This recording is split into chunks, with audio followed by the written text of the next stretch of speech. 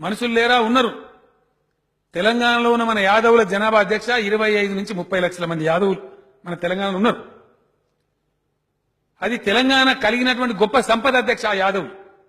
ఆ యాదవులు మన తెలంగాణ జాతి రత్నాలు. ఎందుకంటున్నా మాట అంటే అధ్యక్ష, అది ఎంత గొప్ప రిసోర్స్ అంటే, ఆ గొర్రెల పెంపకం వాళ్ళకు వెన్నుతో పెట్టిన విద్య, వాళ్ళ రక్తంలో వచ్చినటువంటి హెరిడిటరీలో వారసత్వంలో వచ్చిన విద్య. మనం కూడా అధ్యక్ష కొన్ని గొర్రెలు కొంటే 10 గొర్రెలు కొంటే తెలంగాణలో ఒక పద్ధతి ఉంటుంది. ఇంట్లో ఆడపిల్ల పుడితే వ్యవసాయదారులు ఒక 10 గొర్రెలు కొని యాదవులకు అప్పగిస్తారు అధ్యక్ష, పాలకిస్తారు. ఆ అమ్మాయి పెళ్లికి వచ్చే నాటికి 30-40 గొర్రెలు అయితే కార్యం వెళ్ళిపోద్దని చెప్పిస్తారు అధ్యక్ష. తెలంగాణ రైతాంగంలో ఉండే ఒక అలవాటు. ఆ రైతు పోయి మళ్ళీ నా గొర్రె చూపెట్టమంటే 300 గొర్రెలకి ఆ రైతు గొర్రెనే తెచ్చి చూపెడతారు అధ్యక్ష. ఆయనే గుర్తుపడతాడు. అది ఇంకోటి సాధ్యం కాదు. అదే ఒక ఐఏఎస్ ఆఫీసర్, ఐపీఎస్ ఆఫీసర్ నా పనిచేయమని చేయలేడు.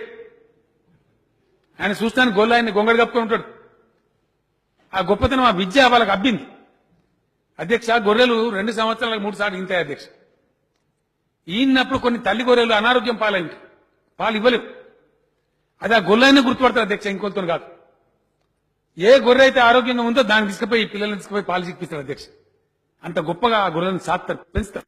కొన్ని లక్షలు, ఒక 4 లక్షల గొర్రెల యూనిట్లు, 4 లక్షల కుటుంబాలకు 75% సబ్సిడీ మీద ఇవ్వాలని చెప్పి నిర్ణయం తీసుకున్నాం అధ్యక్ష.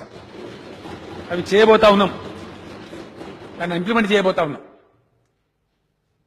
అది మేము చెప్తే ముఖ్యమంత్రిని అభివృద్ధి చేయమంటే గొర్రెలు చేపలని మాట్లాడుతున్నాయి అంటారు.